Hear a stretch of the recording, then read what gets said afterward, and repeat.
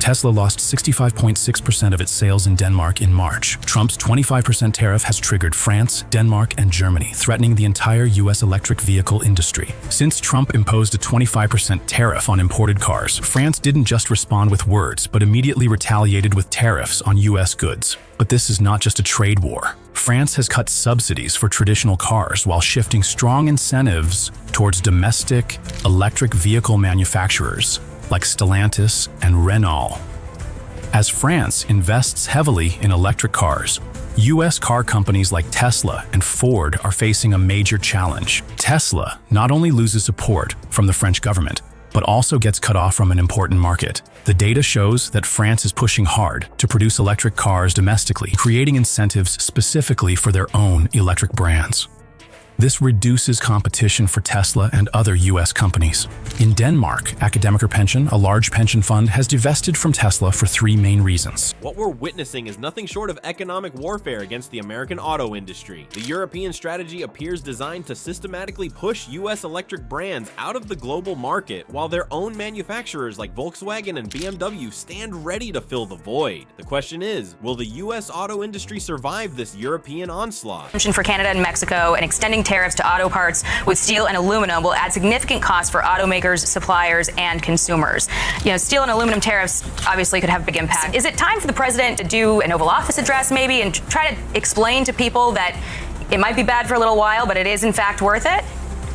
I think the president has been incredibly clear, Jackie, on where he stands and what he envisions for the future of America. Unconstitutional, and it is for anybody who has a basic understanding of the law. You cannot have a low-level district court judge filing an injunction to usurp the executive authority of the president of the United States. What would you say when the White House spokesperson doesn't understand the U.S. Constitution? That's when a judge can block the president's actions if they violate the Constitution. But don't worry, Caroline thinks differently. She wants to reteach the entire system of checks and balances in the U.S. Quite the legal lesson that she'll definitely need to relearn. Quick favor before we move on. If you appreciate this content, consider giving this video a like and subscribing to the channel. Believe it or not, more than 92% of viewers haven't subscribed yet. It's free and only takes a second, but it means the world to us. So did you subscribe already? Great, thank you so much for your support. Now back to the video. France's approach to the electric vehicle market reveals a calculated strategy with two clear objectives: punish American competitors while nurturing domestic champions. What's particularly striking is how the French government has meticulously crafted its policies to appear as standard economic measures while systematically undermining U.S. manufacturers. By slashing subsidies for traditional vehicles while simultaneously creating tailor-made incentives for homegrown brands like Stellantis and Renault, France has effectively created a walled garden that American companies struggle to enter. This isn't simply about promoting green technology, it's about ensuring that the transition to electric vehicles happens on French terms. The government has invested millions in developing infrastructure and manufacturing capabilities specifically designed to benefit their domestic automakers. These aren't neutral policies, but targeted measures crafted to limit market share for companies like Tesla and Ford, regardless of the quality or innovation these American brands might offer European consumers. What makes this approach particularly effective is its dual nature. On one hand, France openly retaliates against American goods through tariffs, a move that can be explained away as standard trade politics. But beneath this obvious maneuver lies the more insidious strategy, the systematic strengthening of domestic manufacturers through preferential treatment disguised as environmental policy. This creates a market environment where American companies face an uphill battle regardless of the merits of their vehicles. Germany's role in this economic offensive proves even more concerning. As Europe's automotive powerhouse, Germany's participation in the European Electric Vehicle Initiative alongside France and Denmark signals more than just routine industry collaboration.